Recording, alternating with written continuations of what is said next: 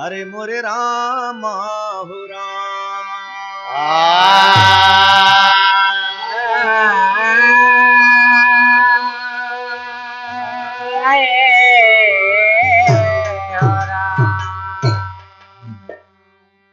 अवध में बजा खुशी कर बाजा, काल तो बनी राम जी राजा। होत सवेरे प्रभु जी चला गए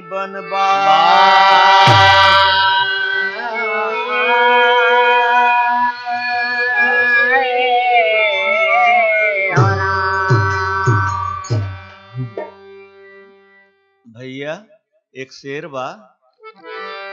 भरत जी ननियउरे से आए सवेरे, देख अवधपुर में प्रजा दुखारे। भरत जी नाराज होए, वशिष्ठ जी से कहने लगे, साई तो तू झूठ बोलत लबारे। भैया बनवास गए, अवध में उदासी छाए। अब बिरहा के अग्नि जलाइन महतारे। राम कैलाश कहे प्रभु जी के रोके के, भगतन के कारण वन में गए तारे।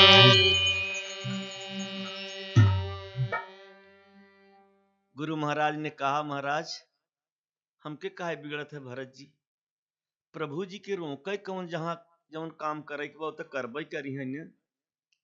तो यहीं पे तर्ज बा। सानन नरतिया डोल, बहई जब पवनवा हो। सानन नरतिया डोला, बहई जब पवनवा हो। सानन नरतिया डोला, बहई जब पवनवा हो। इसी बोल में कहना है, कुरसी लालच छोड़े, प्रभु जी गईले बनवारा। कुरसी लालच छोड़े, प्रभु जी गईले बनवारा। कुरसी लालच छोड़े, प्रभु जी गईले बनवारा। टारी छोड़े, सुख चयनवारा। मालया टारी छोड़े, सुख चयनवारा। मालया टारी छोड़े, सुख चयनवारा। सुने वाले भाई, आप लोग तो समझदार हैं, महान हैं। कुर्सी का लालच छोड़ दे, अयोध्या का राज ना है, पूरे संसार के काम करे के बदे प्रभु अपन कुर्सी के त्याग कर दिहन घर, और घरे से कुछ लेके जाता नहीं है।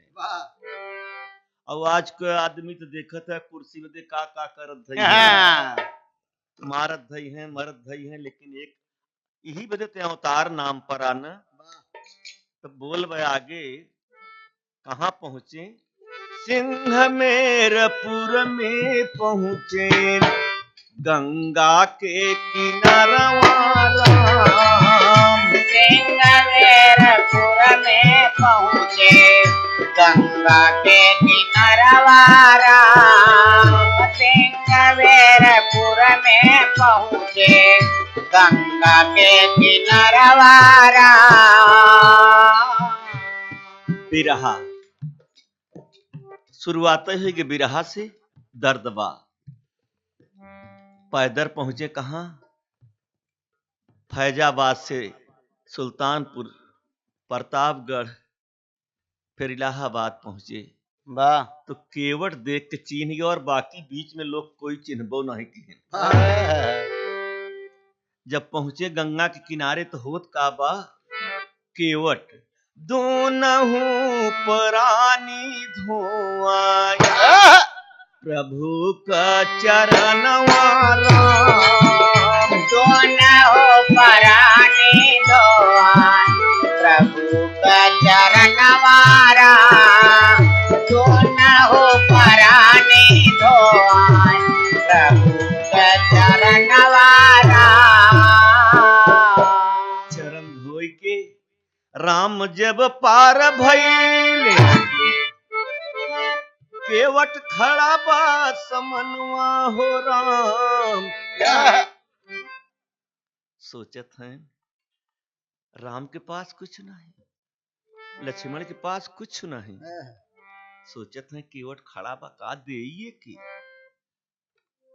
माँ जानकी सोचिन कुछ देना भी चाहिए। केवट जब सामने बा तो माँ करत का है जानकी जी। राम जब पार भइले, केवट खड़ा बा समनवा हो राम। सिया उतराई देत हई, अंगूठी निशानवा राम। सिया उतराई देती, अंगूठी निशानवा राम। सिया उतराई देती, अंगूठी निशानवा राम। केवट बोले हम न लेबै, केवट बोले हम न लेबै, रोवई भरी नयनवा राम। प्रभु प्रभु हमके कुछ न चाहे, जब देख बा प्रभु तो एक चीज दे दें आप। ये तो छोटी मोटी नदिया, बड़की नदिया पार कई दे है मालिक। बड़की नदिया पार कई दिहल, इहई बा मंगनवा हो राम। राम आगे बढ़ गए थे। ठीक चित्रकूट में जब पहुंचे, चित्रकूट में दिहलनी भगतन के ज्ञानवा राम। चित्रकूट में दिहले हैं, भगतन के ज्ञानवा राम। चित्रकूट में दिहले हैं, भगतन के ज्ञानवा राम। कुछ रोज रहे, भक्तन के ज्ञान दिया, प्रभु पहचान कराए, फिर ही आगे बढ़े। फिर होत का बा, चित्रकूट में रही के दिहले भगतन के ज्ञानवा हो राम कुछ समया बीतत होई गे सिया कहरनवा कुछ समय बीतत होएगा सिया का हरनवारा कुछ समय बीतत होएगा सिया का हरनवारा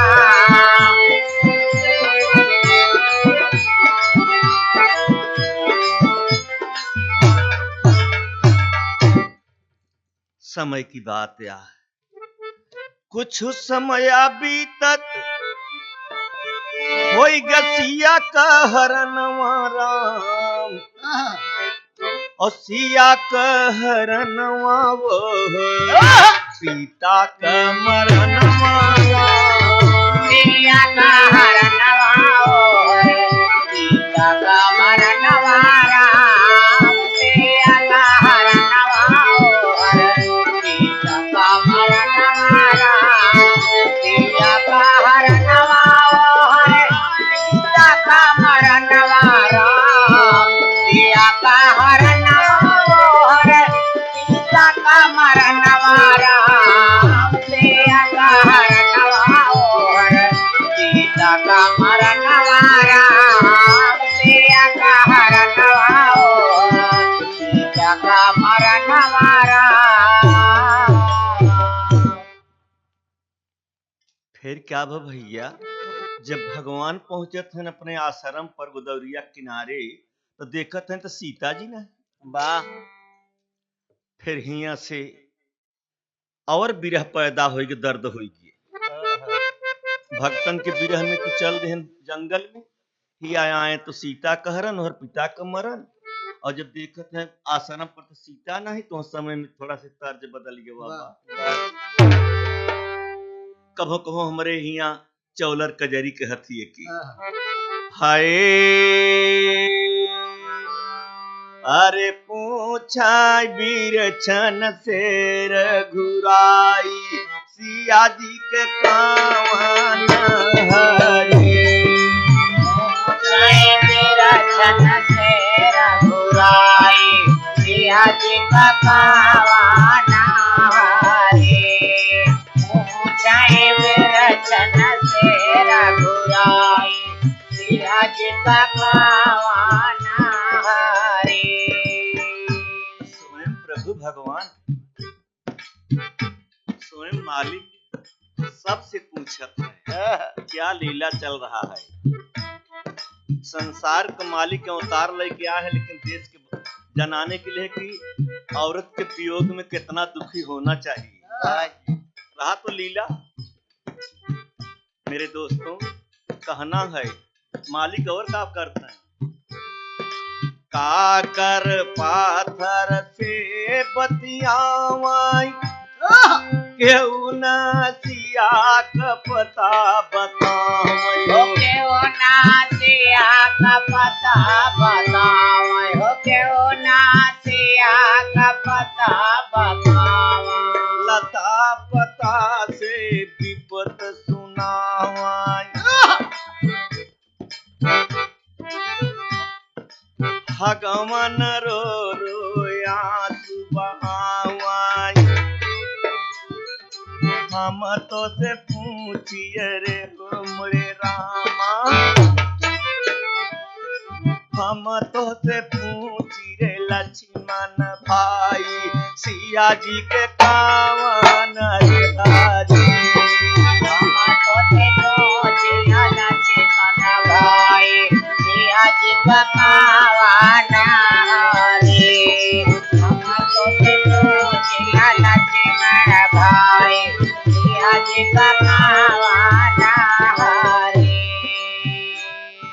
कसो पता नहीं लागत है आगे बढ़त हैं तो गिद्धराज ओहर जब सिया के लेकर रावण जाता तो उसे लड़ाई ले लेन वो मारे बांध कुल डंखवा पंखवा कट के गिद्धराज कल था रोवता तब से मालिक हुआ पहुंचत है पहुंचे गिद्धराज के पास आवत जात गिद्ध कर सांस भैया आवत जात तीर्थ के साथ भैया आवत जात तीर्थ के साथ भगवान लिहले गोद में खास गिद्धराज के दिहनी स्वर्गवास प्रभु जी आगे कदम बढ़ाई सिया जी के कावन प्रभु जी आगे कदम बढ़ाई सिया जी का कावन हरी प्रभु जी आगे कदम बढ़ाए सिया जी का कावन हरी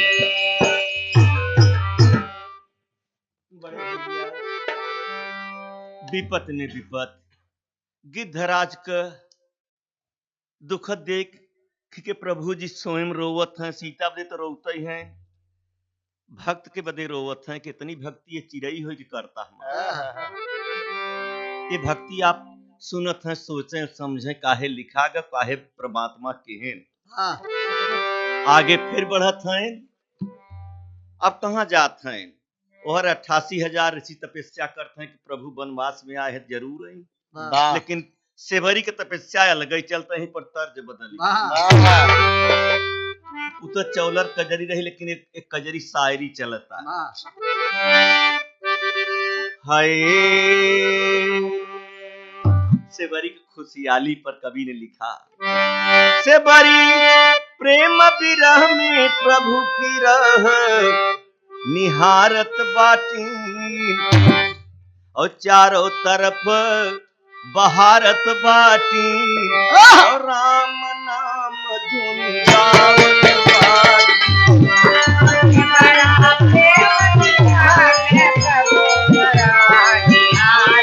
बाटी चारों तरफ बहारत बाटी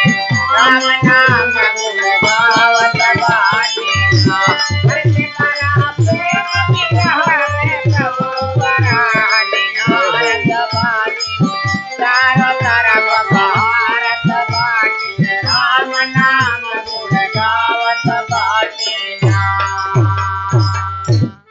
बड़ी खुशहाली 88,000 ऋषि सब सोचत हैं सेवरा चारों तरफ सफाई करवाओत हैं हर की यहीं उहर की यहीं कैसे यहीं कहाँ यहीं और सब मजे लेते हैं कि हमारे सबके हियाँ ही बड़बड़वारे की कि करे मुसहनी के हियाँ ही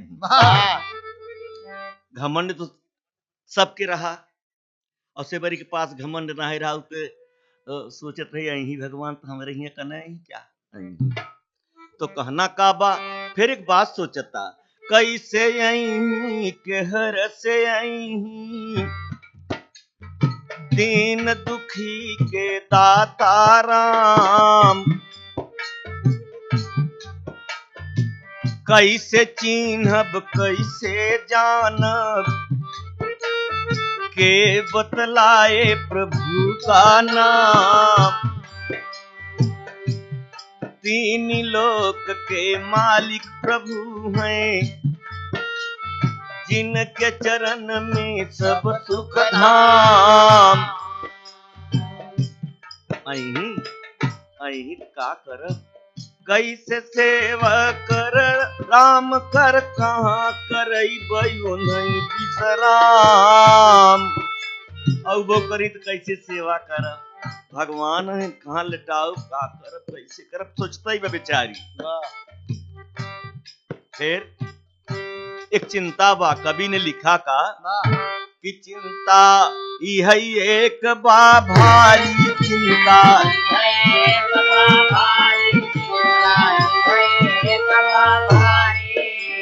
चिंता यह एक बा भारी हम कैसे करबई सेवा दारी अछूतीन हई गरीबी अपने के ध्यकारत बाटी चारों तरफ बहारत बाटी और राम नाम धुन गावत बाटी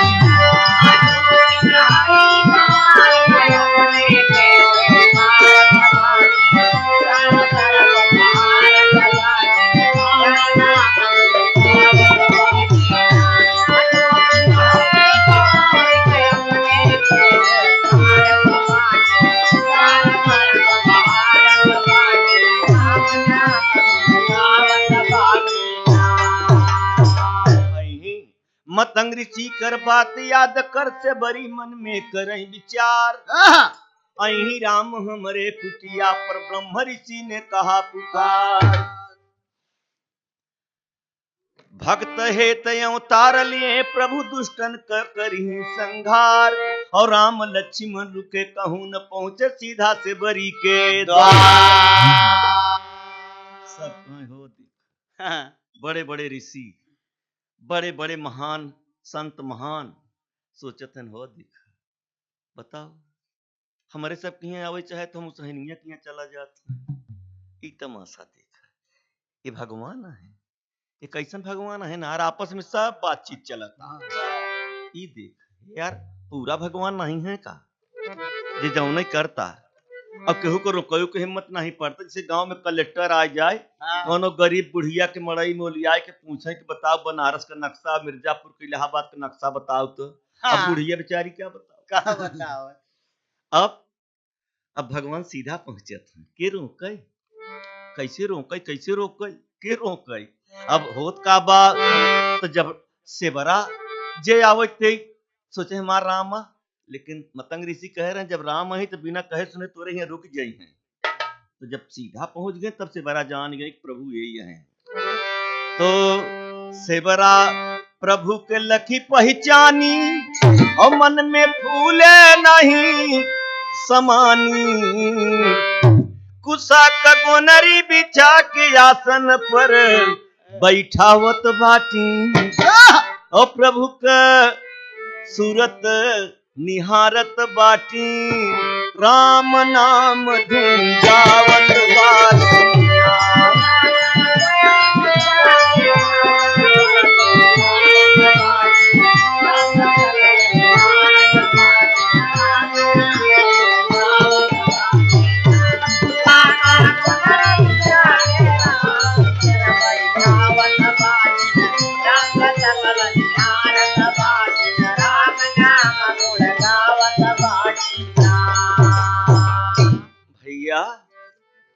हिया एक भक्ति के नमूना बड़ा सच्चा मिलत लाल जी। का मिलता कि चरण राम कर धो ऐसे बरा और नयन से आंसू की बरसात। आंचल से फेरी पांव पोंछती गिरी चरण पर मन अकुलात। चरणामृत संहार के रखई जीवन में पावा बड़ी सौगात। गद गद मन भगवान भोवा फिर प्रभु जी से कुछ कहा न जा। प्रभु भक्ति देख के उनकर मन गदगद हो के कुछ कहू न पावत। अब सेवरा करत का है कि कंद मूल फल फूल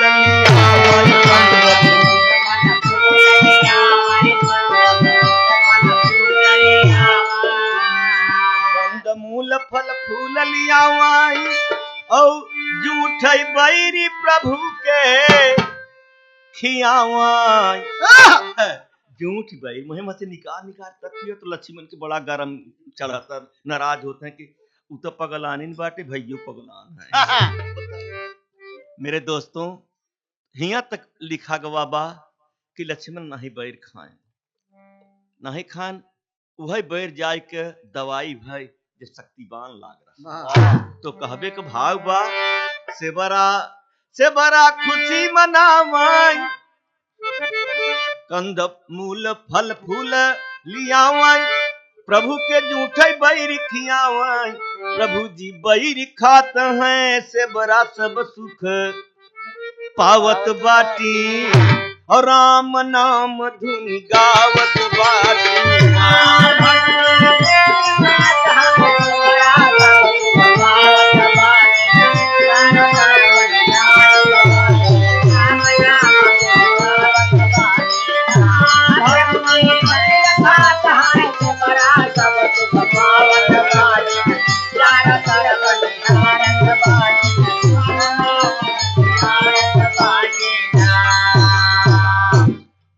स्वयं सब कहें हे यार सब ऋषि के हथ हैं कि हो देख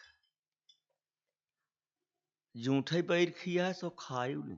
हाँ, सब एक दिना मीटिंग करते रहे रामचंद्र जी मीटिंग करते रहे सब कहे हे यार बड़े मौके से भगवान आए हैं न होते तो ई सरोवर जवन बा हम कीड़ा पड़ गए हैं ये हम कीड़ा पड़ गए हैं जब तक गोड़वा धोए के लिए उठते यही में नहाए देते शायद कीड़ा खत्म हो जाते हैं। सब जितना सब ऋषि मुनि जितना रहे सब अपन विचार के कहीं जा धो लिया लई गए धोई के लई आन प्रभु के गोड़ और जब सरोवर में नहाए देन तो किरौना जौन एक एक ग्राम कर रहे तो उन्हें 5-5 10-10 ग्राम को सब सब कहे कस यार ई कमन जौनो रहा तौनो खराब होई के सतोई के में अरे कहे अब का बताई सब लागिन मोही मोहा करे कहे यार न धोए होई तब ठीक रहा धोए के लिए यार भगवान है पूरा कि नहीं कैसन होता है यार तो हम एक समझदार रहे कहे देख ऐसे बात न बने ऐसे बात न बने तो जाओ नहीं से राय पूछे आखिर कैसे हुए। हाँ तो कहें महाराज कहें जौनो किरौना नन्हवार रहे कुल बड़वार हो गए तो भगवान कहत हैं राम कहत हैं कि कौनो भक्तन की तकलीफ तो नहीं दे रहे कहें कि नहीं महाराज वो सेवरी की पानी वानी नहीं भर देते रहे कहें तब वही से काम हुए अब गए सेवरा के लिए आई हो तो सेवरा घबरानी कहे अरे महाराज हम कैसे चलब अरे कहे भाई चल भगवान की बात बाटे सेवरी के चरण धोई के नावा गवा तो कुल पानी में के कीड़ा जितना रहे राम सुमेर सब खत्म हुई। ये प्रभु का लीला है ये क्षण में चाह जौन कर दें। अब वही समय में ये सब लीला देख के सेवरी के प्रभु जी ज्ञान देते हैं रामे राम कर बोध कराए सेवरा के प्रभु दई के ज्ञान और नवधा भगति राम बताएं सेवा संगत सुमिरन लो जान अंग संग राम के जब देखे से बड़ा कहा धन्य हो तू भगवान जीवन सफल हमारे आज भयावा गमन से बची गए से बड़ा जय जयकार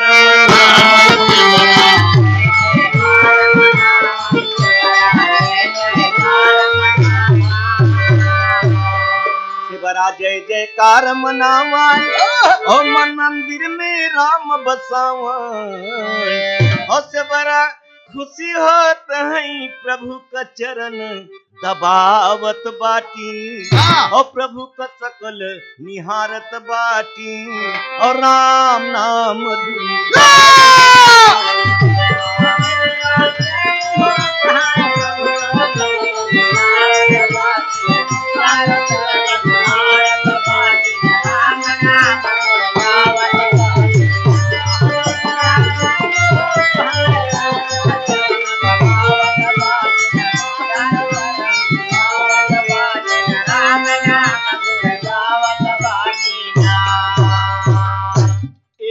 बताए जो सेवरा अब प्रभु जी पूछत हैं सेवरा से सेवा भक्ति देख से बरी कर और राम बोले मधुरी बानी ई सुख नाही पावा माँ के गोद में और नाही अवध की राजधानी। एक बात बताओ सेवरा राम कहाँ सीता जी कहाँ मिली तू बताओ सीता महारानी से बड़ा कहाँ धन्य प्रभु हमसे पूछत है कलेक्टर गांव में आओ केहू अनपढ़ आदमी से पूछे तो का होता है मेरे दोस्तों कहना है इतनी बखत में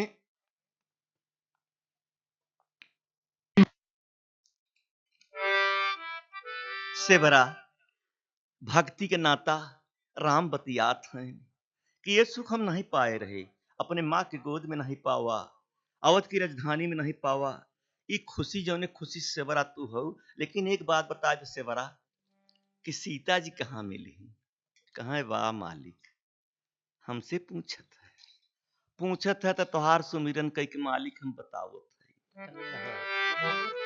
मालिक पंपापुर में जाओ नाथ पंपापुर में जाओ नाथ, पंपापुर में जाओ नाथ। पंपापुर में जाओ नाथ, मिली सुग्रीम से होगा साथ।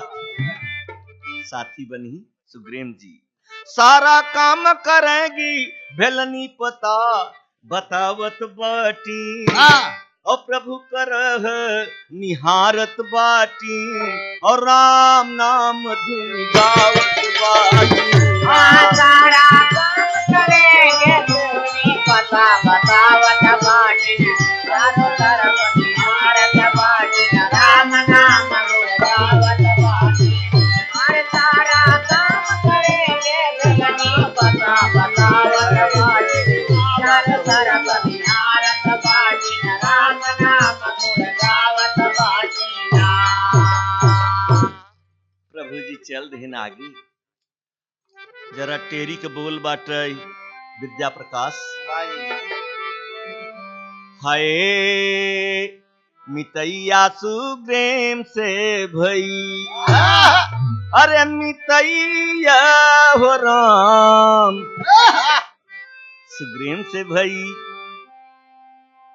पंपापुर में पहुंचे राम लक्ष्मण भैया, मितैया सुग्रीम से भई।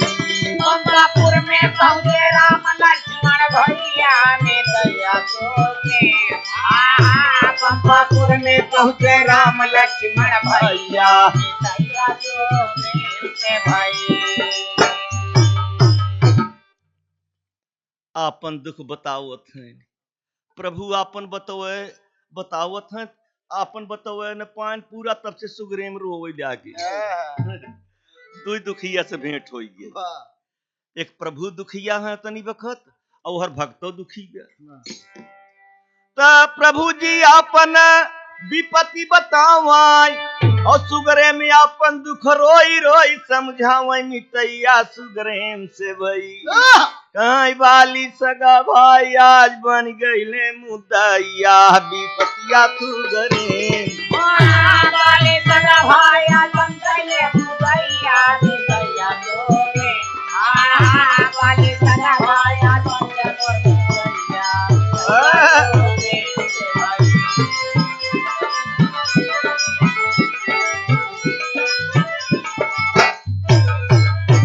क्या मजे की बात है।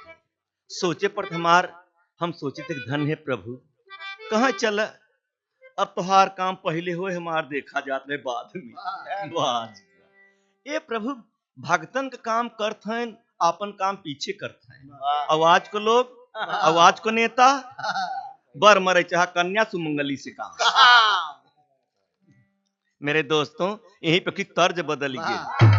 तर्जवा भैया की पटना से बैदा बुलाए, पटना से बैदा बुलाए दे, कुम्हिलाई गई।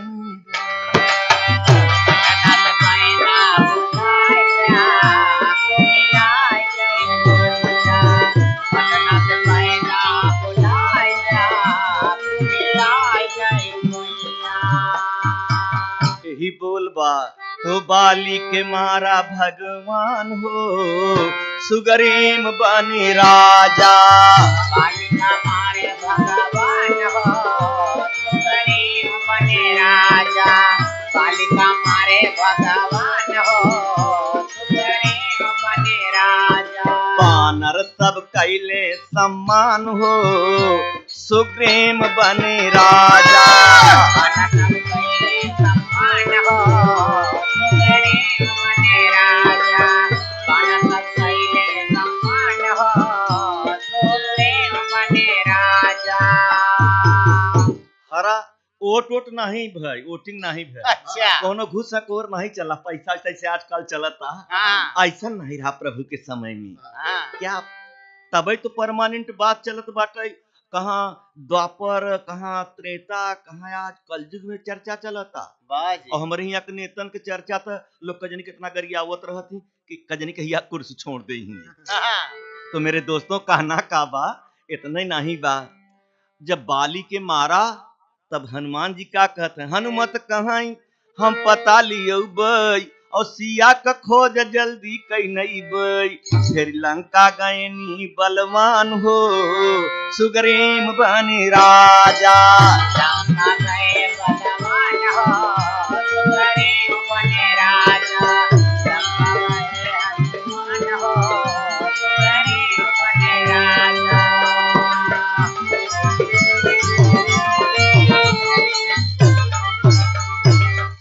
सीता से बतियाए ने हर उपार उपार के फेंकन फाकन ओकरे बाद लंका जलाए दे। वाह लंका जला के जब लौटत है तब का होता, अब फिर भी रहा आई गए और लंका जलाई के जब लौटे बलवानवा एहर में घनाद मार दी लक्ष्मण के बानवा। लक्ष्मण का निकरत पार सुग्रीव बने राजा। लक्ष्मण का निकरत पारायण हो सुग्रीव बने राजा। लक्ष्मण का निकरत पारायण हो सुग्रीव बने राजा।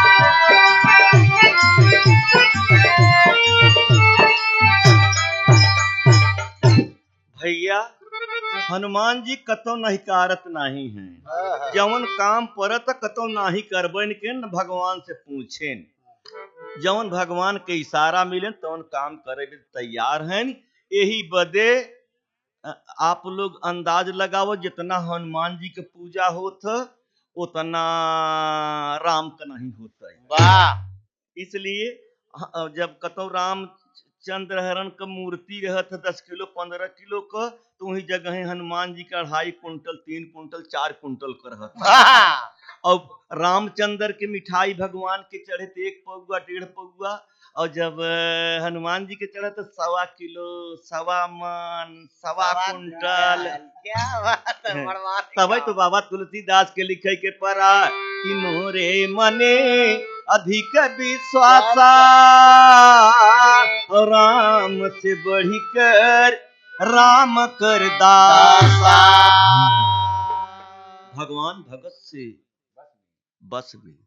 मेरे दोस्तों फिर हनुमान जी के हुक्म गन कहा, हनुमान जी जाकर मूल सजीवन लियाए औ वैद सुखेन पीसी के लियाए। लक्ष्मण का बची गए जान हो सुग्रीव भाई बची गए जान हो सुग्रीव बने राजा। बची गए जान हो सुग्रीव बने राजा।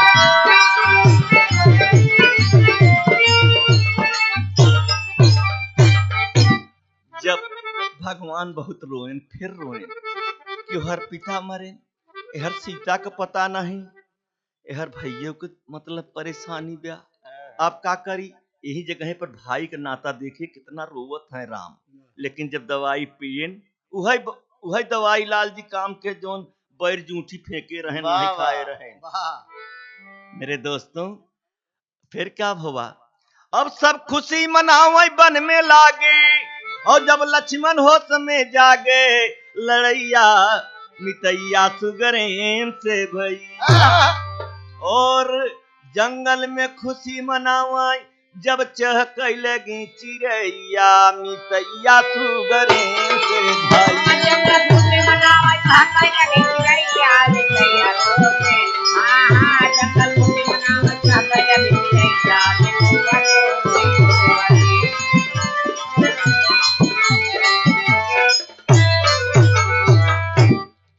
मेरे दोस्तों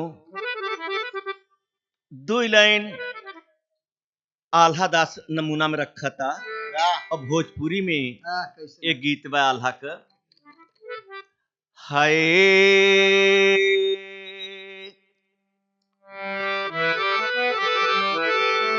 हाँ भैया भले सुर बढ़ाई दे ठहर से बढ़ाई दे भैया। हाय अरे माई के मरनवा वहाँ दिन यखरई, और जौने दिन बिटिया जाई लागै ससुर।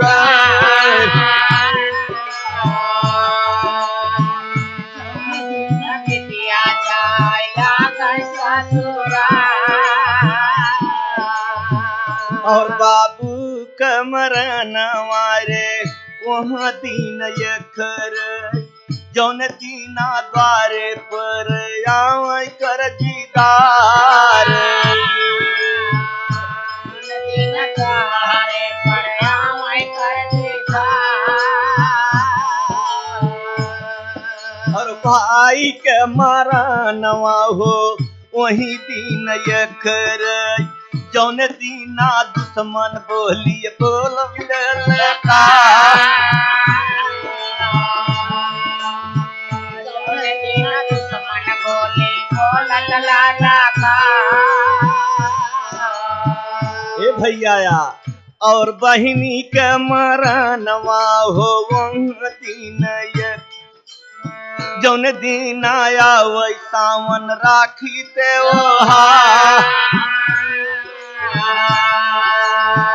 जौन दिन आया सावन राखी त्योहार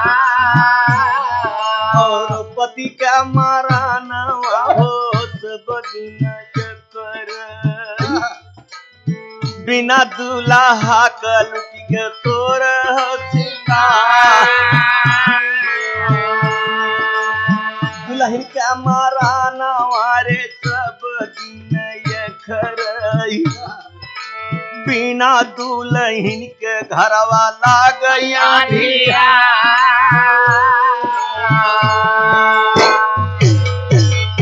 एक नमूना रहा है आपके लिए इसी बोल में लिखा बा अरे भाई ली लड़ैया फिर से रन खेतवा मेरे बाबू मेघनाद कसर लक्ष्मण काटन ललकार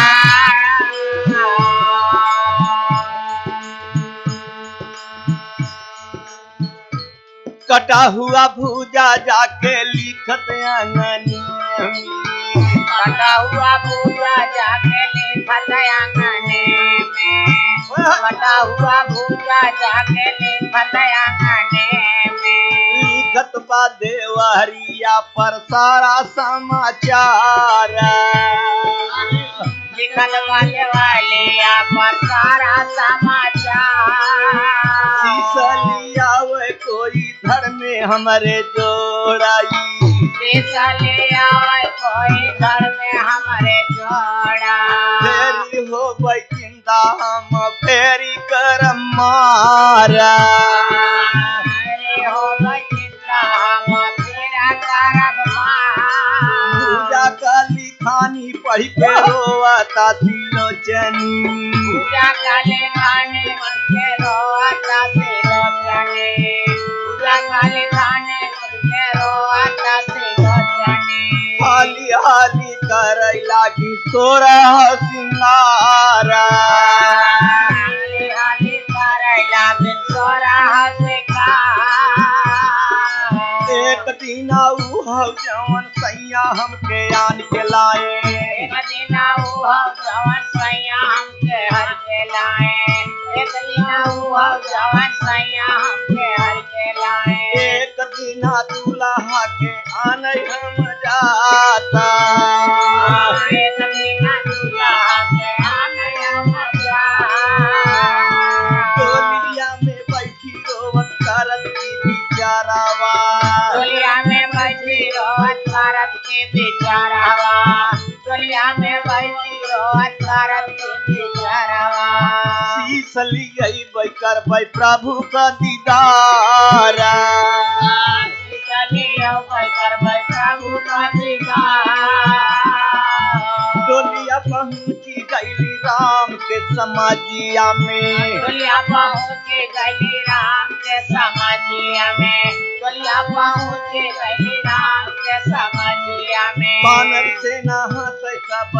ठठावा के मारा बानर से हंसे सब ठठावा के मारा देखा भैया देखत गए वाह मेघनाथ का मूड कटतई रौड़वा वह देखत है सीता माता के वापस कह दे तो सीता माता के डोली आवता भविष्य कहे ऐसा न हो भैया कहा कहले भविष्य धोखा होत बाटे बबुआ कहले भविष्य धोखा होत बाटे बबुआ कहले भविष्य धोखा होत बाटे बबुआ ना ना तू तबे धोखे में है इत हमरे घरवा कहउई बहुआरा अरे इतना हमरे घरवा कहउई बहुआ या पहुंची गई प्रभु के समझवा दुनिया पहुंची गई प्रभु के समनवा दुनिया पहुंची गई प्रभु के समनवा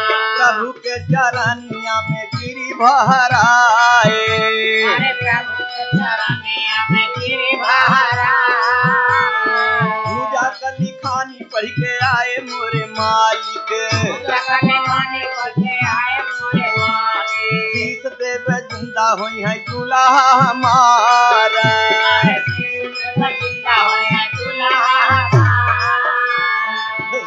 सब बानर का ना ना ना भला मालिक आप बताओ बिना जीव को भूजा अंगने में कैसे लिखी बताइए ये मायावती नारी के खेल देखिए ये लंका का नारी यही सब माया रूपी माया भी यही तब कहे मालिक कटा हुआ भूजा जब लिख सकत तो कटा हुआ शीश मंगवावत सर के सामने जब हंसे तब एकर बात मानी जाए ओ है शीश मंगाए सबके रखनिया समनावा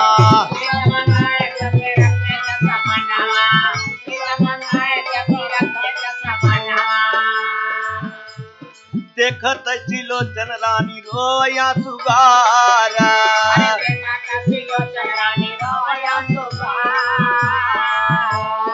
अचारा से मुखड़ा के पूछता सिलोचन रानी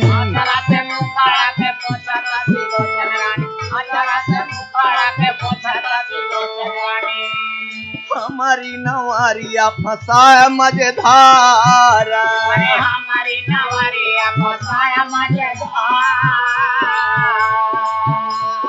जाऊ नहीं हंसबे तू हमारे सजनावा जवानी हंसबे तू हमारे सजनावा जवानी हंसबे तू हमारे सजनावा बड़ी बदनामी होए हमारा तोहारा बड़ी बदनामी होए हमारा तोहार पतिव्रता धर्म दुनिया से चला गई हाय पतिव्रता धर्म दुनिया से चला गए हैं पतिव्रता धर्म दुनिया से चला गए हैं हंसी देव कीरति सताए संसार अरे हंसी देव कीरति सताए संसार आगे कब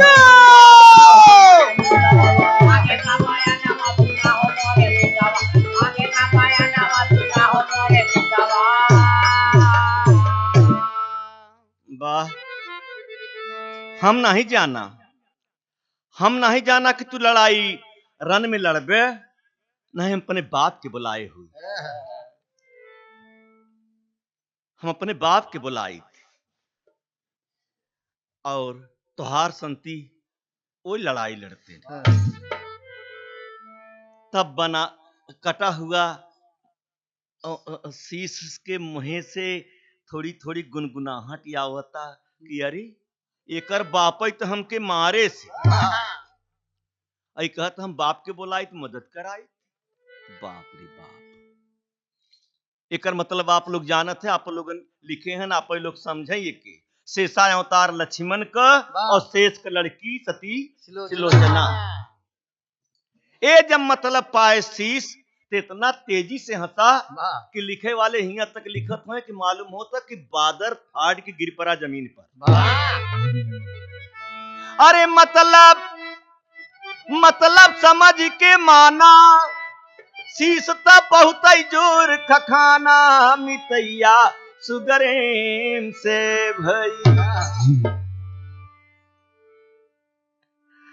शीश हंसता कि ये करबा पाई मारे सी बाप का दे गवैया मितैया सुगरेम से भाई आहे करवा पर मारस बाप के दोहैया रे गैया तोरे आहे करवा पर मारस बाप के दोहैया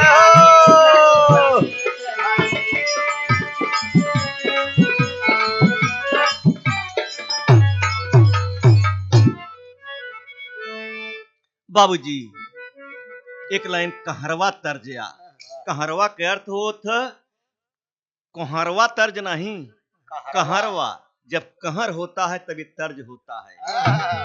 हाय अब सारी बानरी सेना प्रभु को देखा था और यह जगह पर बड़े बड़े विचारक और बड़े बड़े ऋषि मुनि और बड़े बड़े देवता सब सोचत हैं देखत हैं लीला। क्या प्रभु का लीला चलाता होत का बा। हाय और कटा हुआ शीश हंसा सबके समानावा, कटा हुआ शीश हंसा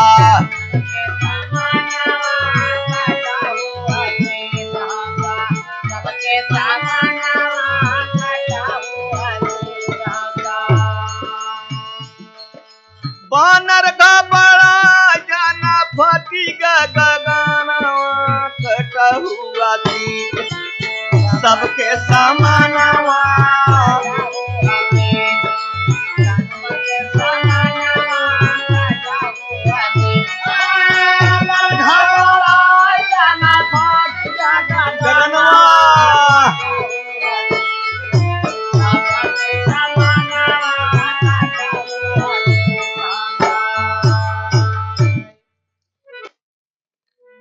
बड़े भाई जितना बानर हैं सब यहाँ क्यों की देखते हैं का ये कहां से आवाज आवत है। जब आवाज देखें तब होत का बा। सब सोचत हैं कि वाह फुराखर यार कटा हुआ भुजा लिखे हुए तब तो शीशा सा तो कहना का बा। शीश पाई के गई सिलोचन सागर के किनारावा, सागर के किनारावा, सागर के किनारावा। लंकावा से वीर देख आए सब जवानावा, लंकावा से वीर देख आए सब जवानावा, लंकावा से वीर देख आए सब जवानावा। बनावा उतरले भरिया है नावा, कटा हुआ भुजा के समानावा, कटा हुआ भुजा, के समानावा, कटा हुआ भुजा। सीतावा बनावा सबर भरिया नावा, कटा हुआ भुजा, के समानावा, कटा हुआ भुजा। भाई साहब आप लोग भी ध्यान देना चाहिए कि कोनो योद्धा कोनो वीर चाहे आपन हो चाहे दुश्मन हो मरे पर सोचे चाहे कि ये कितना वीर रहा कितना बहादुर रहा कैसे लड़ाई लड़त रहा एकर सीख लेना चाहिए। वाह इ नहीं कि उम्र के बतला के खुशी मनावे तो कहबे के भाव बा। जब चीता सजावत है सब रोवत है हम बचा क्यों नहीं तनी बकर और चितवा बना के दिए लासिया लटाई, चितवा बना के दिए लासिया लटाई, चितवा बना के दिए लासिया लटाई। अरे चिता जब बनाए दिए लासी के लटाई और पाती जी के साथे में सिलोचन जारी जाई, पाती जी के साथे में सिलोचन जारी जाए, पाती जी के साथे में सिलोचन जारी जाए। अरे वही समय देवता ऋषि मुनि सब देखत है धरती गगनवा, वही समय देखत बाटे धरती गगनवा, काटा हुआ सागर के समानावा, सागर के समानावा,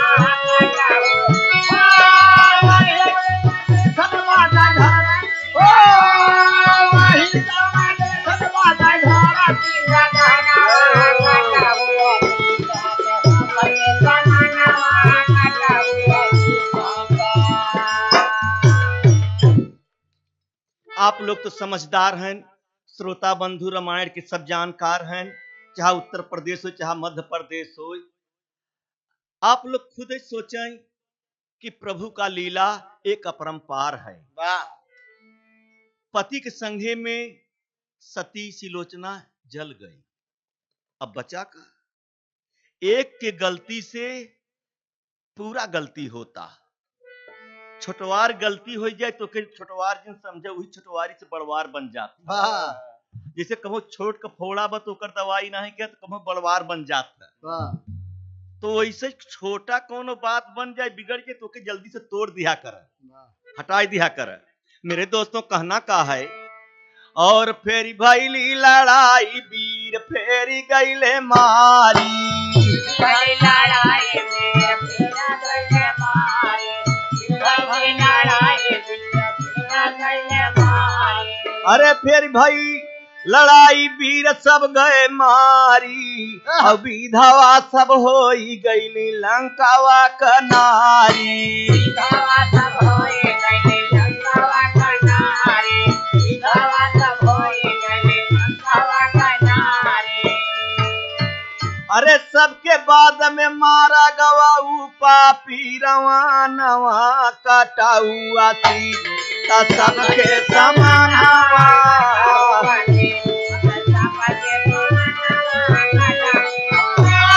सबके बाद मारा गईला ऊ पापी, सबके बाद मारा गईला ऊ पापी रवानवा काटा हुआ थी सबके समानवा काटा हुआ थी, सबके समानवा काटा हुआ थी। बड़े भैया रावण मरा, राम बड़ा सोच में बैठा है। लक्ष्मण कहें कि भैया आज तो खुशहाली मनावे चाहे कुछ, आप मुंह लटकाए के बैठा है, आज तो दुश्मन मारा गन। कहे नहीं लक्ष्मण, आज यह धरती पर सिटी जोधा चला गया, इसलिए ओकर नीत और ओकर समझ जितना बा उतना किसी के पास लक्ष्मण रहा ना। मरती समय लक्ष्मण से कहा, जा लक्ष्मण देख ले। जब लक्ष्मण देखे गए तो रावण हाथ जोड़ के कहा, लक्ष्मण तू जीते हम हार गए, हमार प्रभु से जय श्री राम कह देना। मरती समय कहा, मेरे दोस्तों तो लंका विजय राम कर आए और अवध में सब ही खुशी सब खुशहाली मची बा घरे घरे। ये आप देखे हो बल्लाल जी, रामचंद्र रामचंद्र विद्या प्रकाश तू नहीं समझत है, भागीरथी से दिन हम कहत रहे, हम कहा यार पहले दशहरा होत पहले दिवाली काहे नहीं होते। तो कहे उस्ताद हम नहीं समझी, हम खोज किया, हम कहा जब दशहरा हो गया है तब दिवाली होत है। तो घरे घरे खुशी मची बाटे। और लंका से आए, जब लंका से आए भगवान हो सब गाँव में भजनिया। से आए भगवान हो सब गाँव में भजनिया, लंका से आए भगवान हो सब गाँव में भजनिया। हर घर में दीप दिवारी मनावे, अब दुखिया या सुखिया सबकी एक नजर में रोशनी दिखावा। मिठाई खियावे लक्ष्मण बलवान सब गाँव में भजनिया।